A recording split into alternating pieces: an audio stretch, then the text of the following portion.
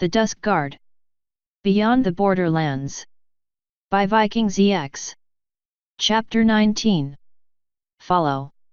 The Vault of Bones. I'm sorry, Blade, Kalos said, shaking his head hard enough that his short feathers swept back and forth. We can't. Kalos, Blade said, her ruff rising. This isn't some random cultist that got. I know. Kalos's temper, long since frayed, snapped, and he brought his fist down on his desk, the wood rattling with a thump. But Blade, we cannot afford to follow this Anubis character right now. What would you have me do? Send the Seeker after them? It's the only ship in the fleet that can keep up with that airship they got away in, and the Seeker needs a refit. Tartarus, Blade, most of the fleet needs a refit.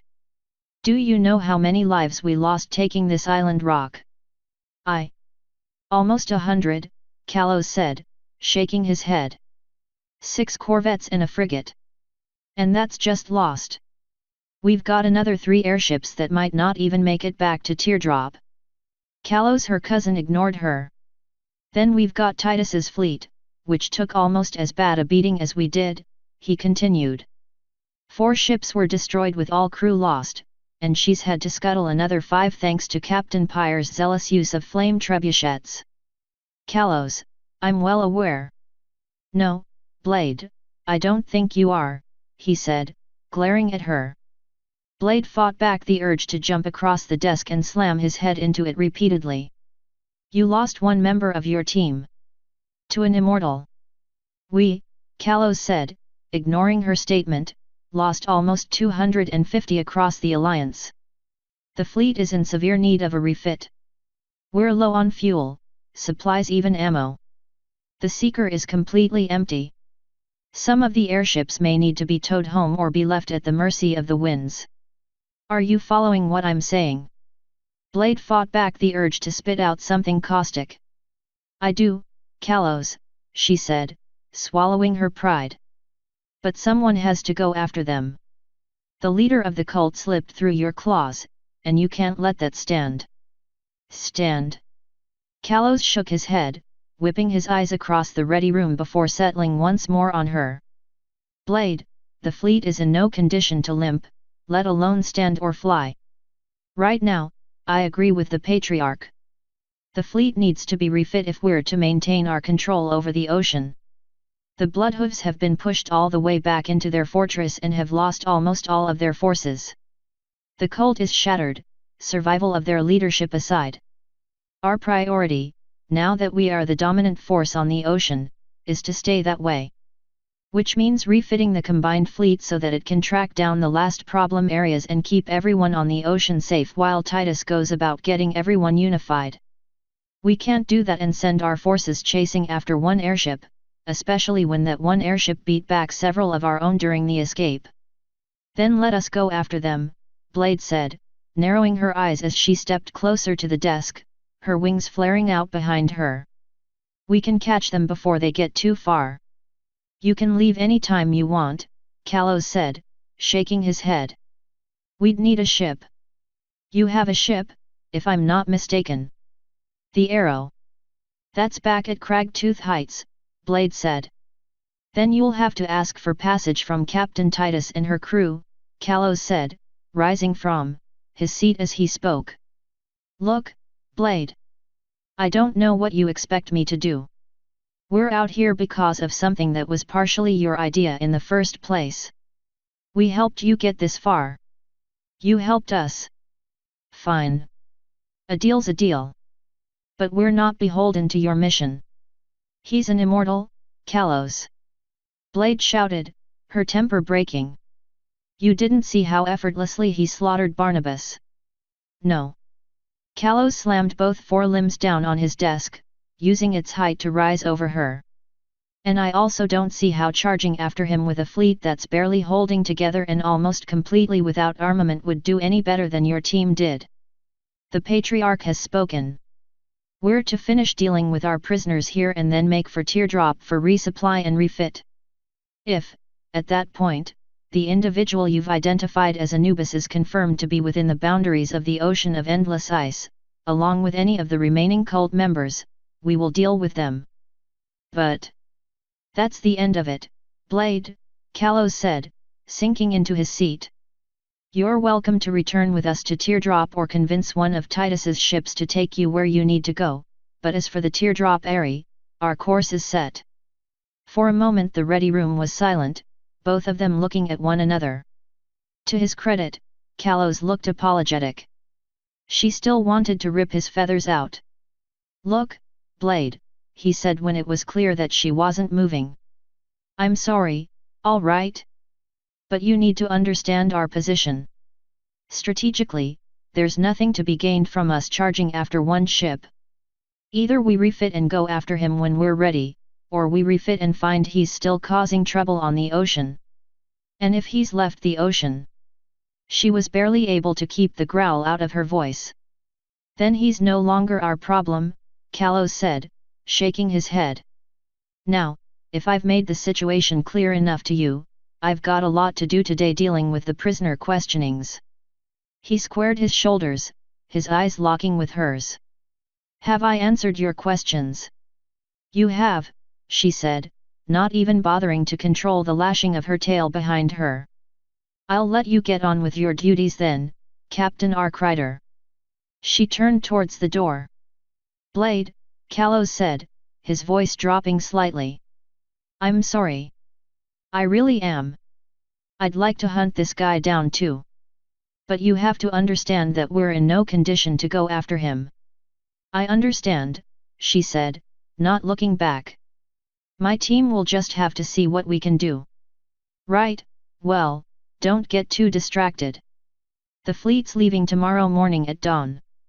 So if you work something out, let us know before then.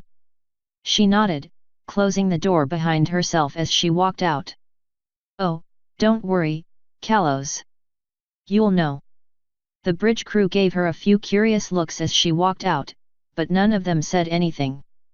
Still, she could feel them watching her as she made her way down towards the main deck. The conversation between her and Kalos had definitely been loud enough that they'd heard portions of it. Blasted Icewing clan, she thought as she made her way through the Seekers' halls. Backing out when they're the closest to actually being able to do something about this. She could feel her talons leaving little notches in the wood as she walked, her frustration making itself heard.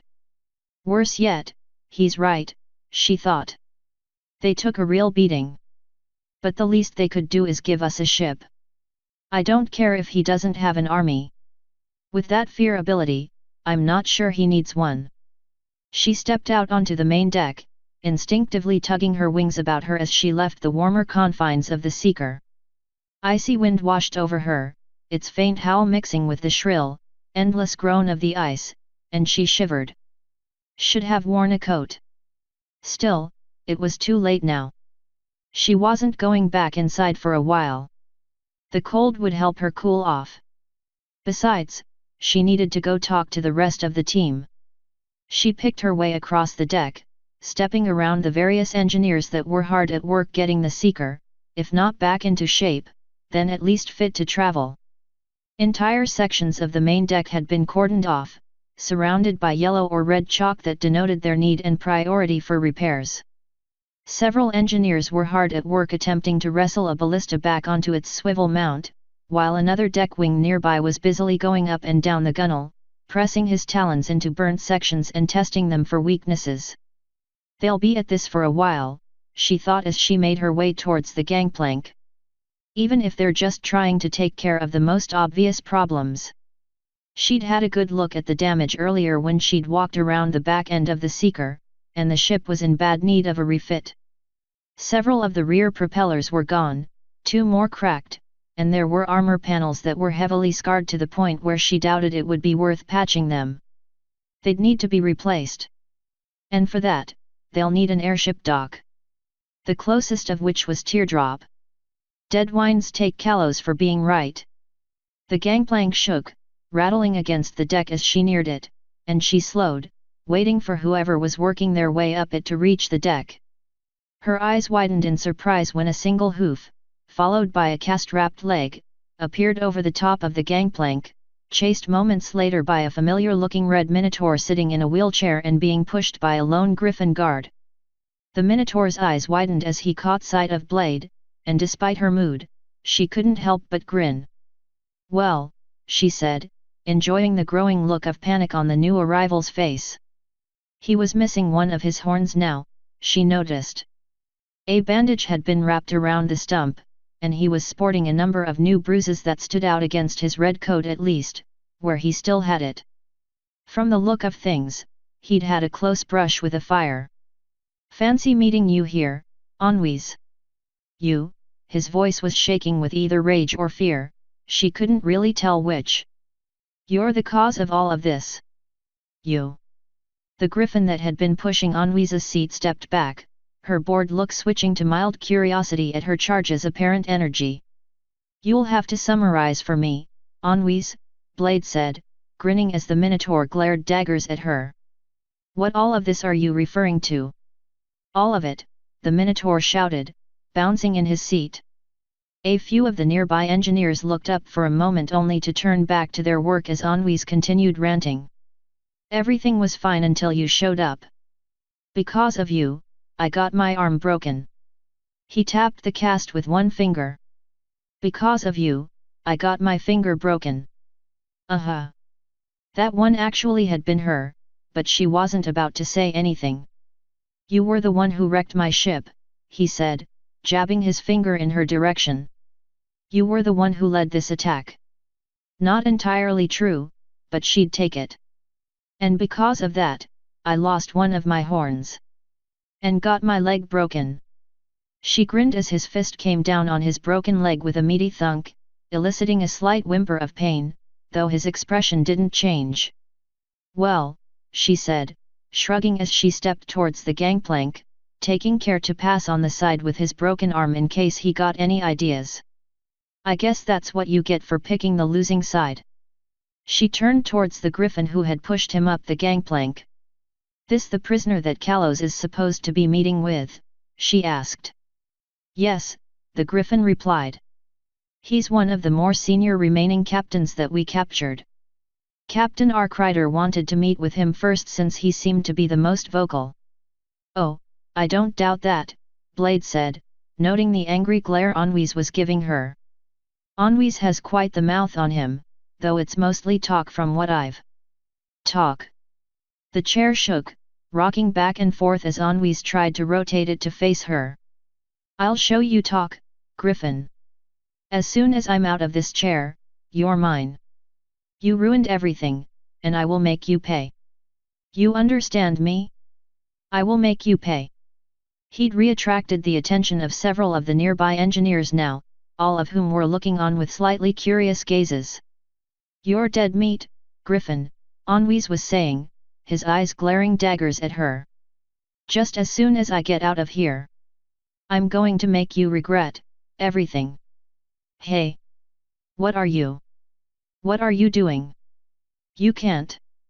She gave the front of the wheelchair a quick shove, ignoring the sudden shout from the griffin escort as Anouise began to roll backward. The minotaur's eyes opened wide, a look of horror coming over his face as the rear wheels tipped over the edge of the gangplank, and then he was gone, a faint scream echoing through the air as his chair rolled backward down the ramp. A moment later there was a terrific crash, the sound of splintering wood filling the air alongside a howl of pain. Then, for a moment, all was silent. "My arm!" Anouise screamed, his echoing voice so shrill it almost could have passed for a howl of the wind. "You broke my other arm! Why, you witch! Why?" "Pity," Blade said, spreading her wings and taking to the air as the stunned escort looked on in shock. "I was hoping it'd break his jaw instead." She flew off before the guard could say anything, ignoring the cold bit of the wind as it snuck between her feathers and cut through her coat, and instead focusing on climbing in altitude until she had a better view of the camp. The island almost looked as if giant mushrooms had taken over. Airship envelopes were everywhere, in some areas clustered so tightly together that she wouldn't have been surprised to learn that the repair crews were using torches or magi lights to light their way beneath them. Almost every ship in the Griffin air fleet had landed after the remaining cultist forces had surrendered, and they'd wasted no time in getting to work on their battered vessels. Of the few that hadn't been horribly damaged, only the destroyers were still airborne.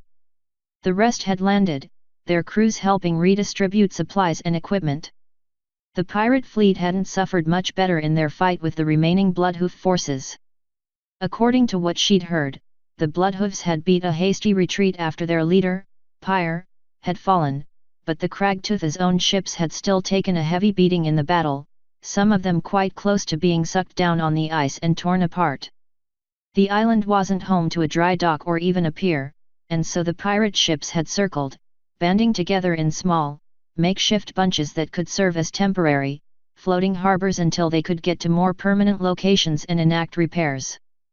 The only reason they were still sticking around at all was because of Titus's ironclad determination to not let the alliance fall apart at the first sign of trouble being over.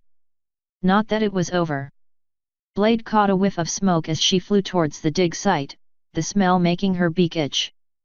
The scent had probably come from the smoldering remains of one of the cultist bunkers rather than the distant, burned-out pirate wrecks still getting sucked below the ice.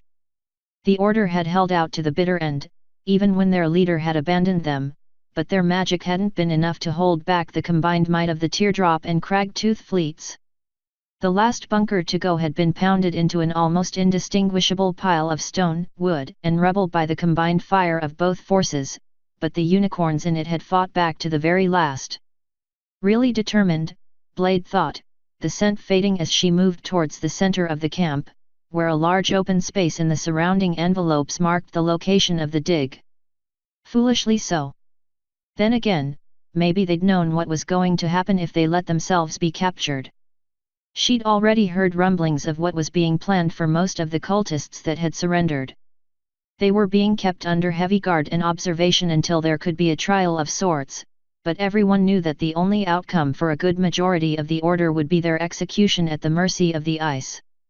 Most likely with an amputation of the horn just to make sure they wouldn't magic their way out of it. In fact, most of the comments she'd heard had been to the effect of removing the horns of the majority of the Order, whether they still swore fealty to the cult or not. A faint shiver rolled down her spine. She couldn't imagine what that would be like. The closest she could come was thinking about how it would feel if someone cut off her wings. Then again, it wasn't like the cult hadn't earned it, or been unwilling to do similar to others. She stiffened her wings, locking herself into a slow, spiraling descent as she moved into the air above the dig site. Down below, at the head of the steps, she could see a familiar ice blue coat and white mane. Frost, hard at work on her memorial for her brother, her horn glowing a vivid purple. Blade wasn't sure what to do about the unicorn mare. After her initial outburst, she'd been quieter than ever, not that Blade was sure what she would have said in the first place if the mare had spoken. But since her brother's death, she'd kept mostly to herself, responding mostly with nods or a quick shake of the head. The most she'd been able to get out of her had been a quick question the following morning, while she'd been watching a team remove her brother's body from the vault. She'd looked right at Blade, her eyes red, and asked, "We're going after them, right?" Aside from that, and her brief insistence that she was dealing with it, the mare hadn't spoken much at all. Her actions, however, well. Blade tucked her wings close as she landed, wincing as her feet touched the frozen ground. Frost's actions had been something else. The mare stood at the top of the dig stairs, her horn glowing a brilliant purple, her eyes tightly shut as she worked her magic. The reason for the rose made of ice on her flank was clear now that Blade was seeing the full extent of what she could do. Arrows and armor were simple, harsh tools made crudely and with dangerous purpose. But this? She took a few short steps towards Frost's work. This was art. A towering statue of Frost's brother stood at the head of the stairs, the hard ice it was formed from so blue it could have been the same shade as the Minotaur himself. He was standing in a relaxed pose, his axe held at his side in one hand, the other raised above his head in a sign of victory. The sculpture was so detailed she could see the individual teeth in his grin, the slight shift in color that marked the irises of his eyes. And still Frost was hard at work, the purple glow that was her magic moving back and forth across the surface, fine-tuning every detail, polishing the ice until it was almost glowing. If not for the size and the massive, square plinth it was set on, Blade almost would have expected it to start moving on its own, to turn and let a loud, familiar, friendly laugh boom across the island. But it was just ice. A memory of someone who had been, who was no longer. The real Barnabas was dead, his body in a makeshift coffin aboard Titus's ship awaiting transport back to Cragtooth Heights, where the captain had promised to give him a funeral the entire ocean would remember. There was something to the way she'd said it that made Blade wonder if the captain had hoped to be more than just friends with the amiable Minotaur. None of my business, she thought, chasing away the errant thought as she walked up to Frost.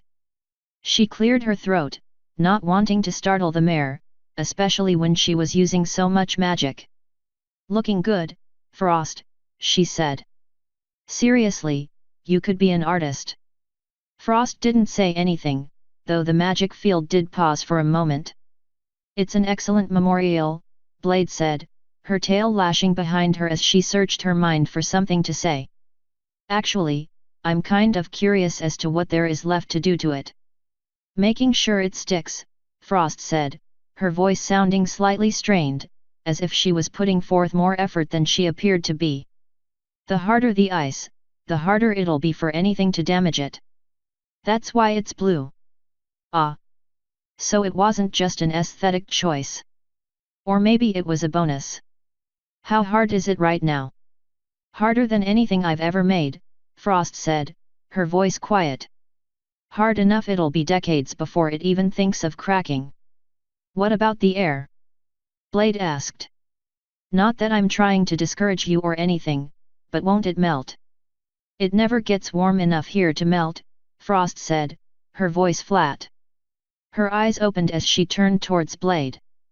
They were red, and Blade could see wet, frozen tracks that had carved their way down her face. "Did you get us a ship?" "I'm gathering everyone to meet to discuss the next step of our plan," Blade said, ducking around the question. "Do you know where Hein and Alchemy are?" "Hein's back in our quarters," Frost said, turning back towards the statue. Her magic moved down, towards the plinth. "Alchemy is probably there too, working on another batch of potions." "Right." Blade nodded, watching as Frost began to carve words into the statue's base. "Well, as soon as you're finished up here, come and join us. We'll be back on the Seeker." "And if I'd known that Hein and Alchemy were both there, well, I'd have still needed to come over her anyway. Plus, I needed to blow off a little steam." She glanced down at the entrance to the vault, a shiver running through her spine. "And maybe a reminder of what we're after."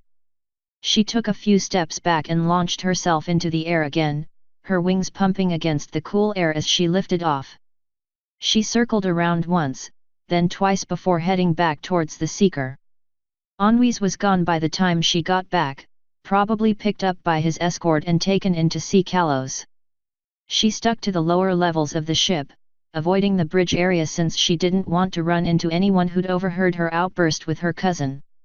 She passed a few griffins moving from one area of the ship to the other as she made her way to the galley, but none of them gave her more than a second glance. They were all too busy dealing with whatever jobs they had. She found Hein in the galley, digging into a late breakfast of cured meat that smelled like it'd been salted a little too heavily for her tastes. He was the only griffin there. Even the nearby kitchen looked abandoned. "Hein," she said, slipping into a spot across the table from him. "Blade," he said between bites. "How's the team?" "Rough," she said, shaking her head. "I think." "You talked to them?" he asked, before tearing a chunk of meat, probably lamb, away from his meal with his beak. A single string dangled down from the corner of his mouth, and she tore her eyes away from it as her stomach growled. "You hungry?" She shook her head. "Later." "And no, I haven't really talked to them about it." "Should I have?" Hein shrugged. "That depends on if you're planning to talk to them about it or not. If you aren't, well then you should." As a group, I mean. If you're planning on doing it today, well then you're fine. Just don't say the wrong thing. Which is? Hein let out a sigh and dropped his meal, licking his talons clean before resting them on the table. Blade, the ugly truth of leading a team like this one is that there's always a risk that some of them are going to die. It happens. It's usually tragic, and sad, but that's the business we're in at the end of the day. How many teams did we break up on our way here? A lot, he said, holding up a talon as she opened her beak. And I won't disagree that they deserved it. I've seen a lot of things in my time, but finding out that the rumor I heard about those experiments was true with that behemoth, well. I don't think anyone would disagree that we're doing the right thing. The point is, Blade, he continued. We're in a dangerous business. Any one of us could die doing this. The question we have to ask ourselves is whether or not what we're accomplishing is worth that risk. We need to ask if it's worth our lives to do what we're trying to do. Now, whether it's about money, or whether it's about something else, we need to ask ourselves what that's worth. So, what's that make the wrong thing? Blade asked. Hein shook his head. That depends on the job, Blade. And as the lead, that's for you to decide, and tell everyone else about. Me? I'm just here when you need a plan of action. Speaking of which, he said, picking up his breakfast once more. I heard there was some shouting between you and your cousin. Anything I need to hear about? You'll hear it when the rest of the group does, she said, standing. Which will be in my quarters, in about 5 or 10 minutes. Hein nodded. Good, he said, pausing to take a bite. Glad to hear you're not giving up. But about what I said. She paused, looking down at him. Yet. Say the right thing, Hein said, before turning his attention back towards his breakfast. Right, Blade thought as she walked out of the galley. Whatever that is. What do I tell a team when I'm the one who led them right into the situation that got one of them killed? What sort of encouragement am I supposed to give them? She turned towards the crew quarters, stepping around a yellow outlined hole in the deck that hadn't been covered over yet. What was it Hein had been saying, about making sure that what you were doing was worth the risk? That would mean going full disclosure, telling them everything. Then again, after what had happened to Barnabas, maybe they deserved to know. The door to Alchemy's quarters was shut, and she knocked, waiting until the Earth Pony said come in to slide it to one side. Hey, Alchemy, she said as she stepped inside. His quarters looked just like every other berth on the ship, the same lined bunks, the same dispersal of drawers. The only difference, which wasn't a surprising one given that most of them had very little in the way of personal equipment with them, was that on the bunk opposite the one he was using was his potion kit, spread out across the thin mattress, burners boiling away at various fluids. Replenishing your potion stock. Trying to, he said, not looking up in her direction but keeping his eyes on the kit. Not having much luck though. I'm starting to run low on ingredients, so I'm really having to make some stuff stretch. He paused, reaching out with one hoof to adjust a flame under a beaker. And I'll have you know we've used almost 1,500 bits worth of materials so far. You'll be compensated, she said, the words slipping out of her beak before she'd even considered them. Thankfully, the Earth Pony didn't seem to react. We're going to be meeting in my quarters in a few minutes to discuss where we're going from here. All right, Alchemy said, still not looking in her direction. As soon as I'm done here I'll head on over. How are you holding up? She asked. Alchemy paused, his hoof freezing in mid-air. What? You heard me, she said, taking a step forward. You've got that super potion stuff running through your veins. How are you doing? Alchemy let out a sigh. If I start talking about our future potion shortage, you're not going to take that as an answer, are you? The question was so straightforward it almost a statement. No, Blade said, shaking her head. Though I do appreciate the information on the potion shortage and pricing. I'll see if we can do something about that. It doesn't include your personal potion, does it? No, Alchemy said, shaking his head. He still hadn't turned to look at her. I always make sure I've got enough a reserve of that to last me a few months. I've still got quite a bit left. Good, Blade said. The last thing I want is for you to have that running as a shortage. I wouldn't let it get there, Alchemy said. Trust me. All right, Blade said, leaning against the door frame. I will. Now, in relation to that, how are you doing? When Alchemy didn't say anything, she pressed on. You've been pretty quiet after, well, everything that happened. You mean Barnabas dying? Not just that, she said, shaking her head. An ancient immortal. That behemoth. She saw him twitch as she mentioned the twisted, maddened earth pony. We saw a lot of stuff go down inside that vault. And felt a lot too, she said, her mind scheming back over the way Anubis had shut them all down. We're going to need something to counter that, she thought. But of everyone in the group, you've been the most quiet. She saw his ears twitch at that declaration, and she caught herself. Not quieter than Frost, I mean. But for her, quiet is normal. You on the other claw, she let out a sigh. I just wanted to ask how you're dealing with it. Which part? Alchemy asked. The part where Barnabas died and I couldn't save him? The part where we faced down and killed an abomination that used to be a sapient being just like the rest of us? Or the part where we met an ancient immortal? So you're not doing too great. No, he said, shaking his head. I don't really know. You're still here. Making potions, she pointed out. Refuge in my special talent isn't exactly the best way to deal with it, he said, turning to look at her. She almost recoiled. His mane was unkempt, jagged, and obviously slept on, but his eyes reminded her almost of Frost's, they were so haggard. Large bags hung under his eyes, as if he hadn't slept, despite the appearance of his mane. I didn't know you could get bags under your eyes, she said, choosing her words carefully. Alchemy didn't look good. Doesn't your potion stuff help with that? It does to a point, Alchemy said, turning back towards his kit and adjusting another burner. He tugged a drawer open, plucking something out of it with his teeth and pushing the drawer shut once more.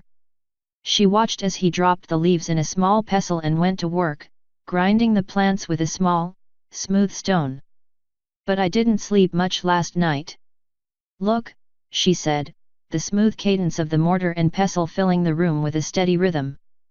Barnabas's death has been hard. It's not that, Alchemy said before she could continue. I'm a doctor, Blade, he said, giving her a faint smile. I've seen enough death up here to give me some experience with it.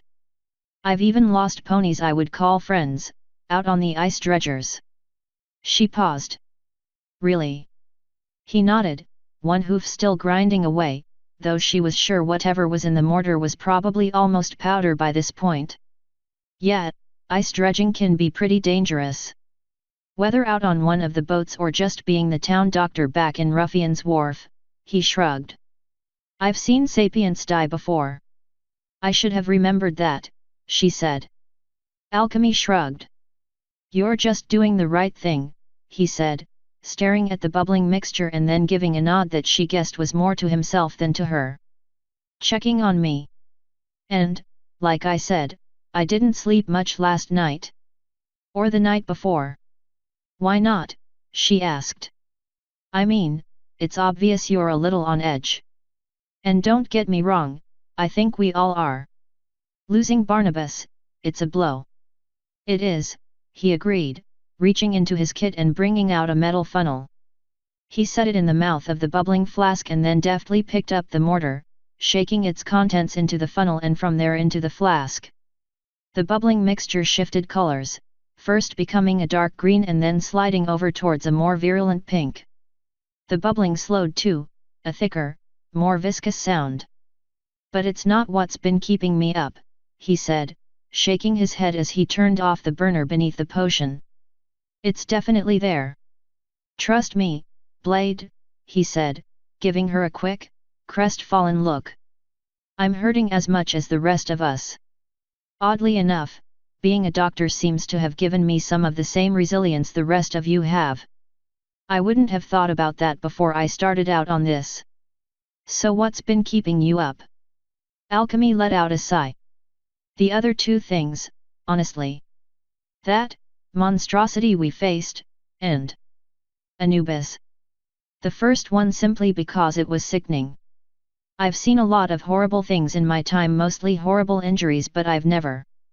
I mean, that poor pony, a shudder ran through his body. I've never seen anything like that before.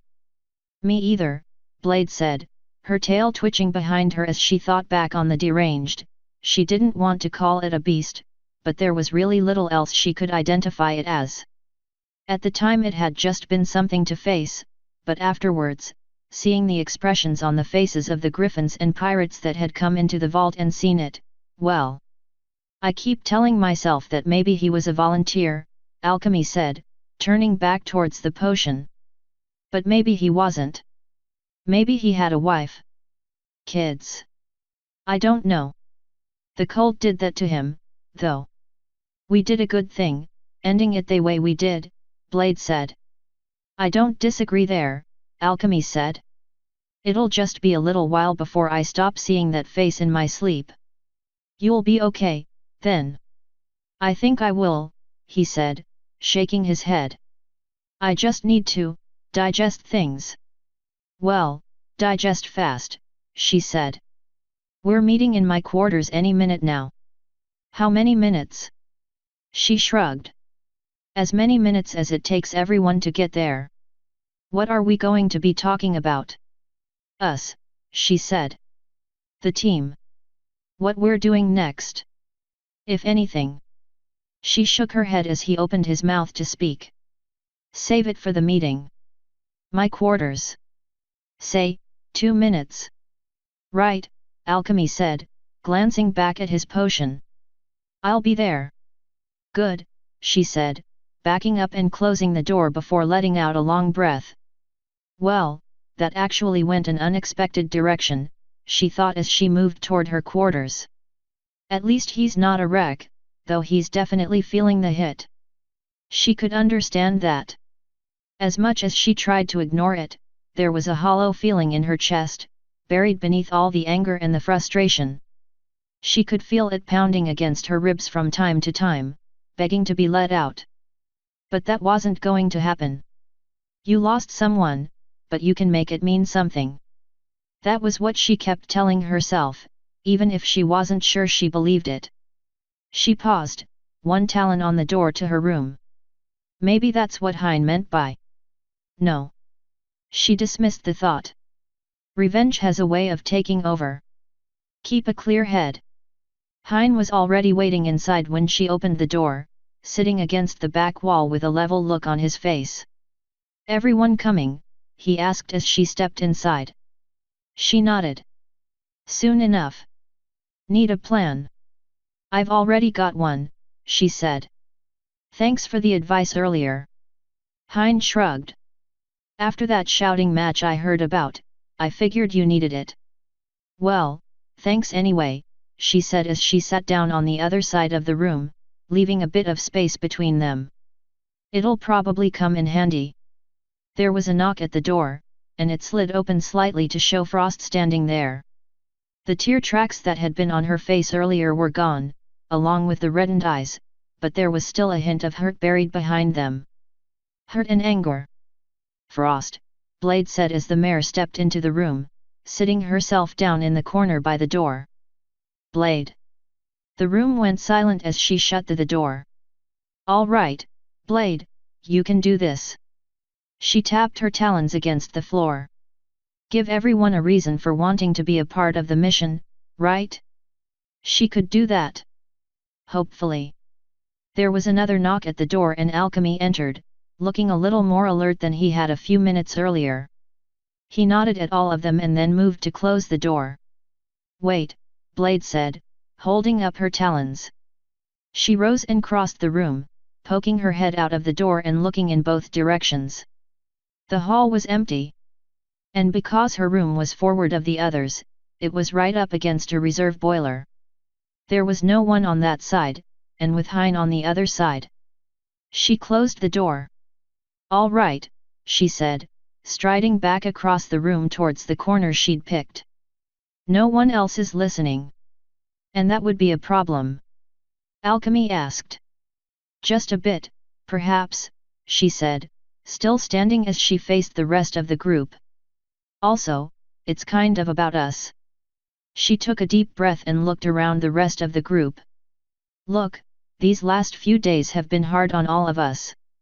Losing Barnabas, none of us saw that coming.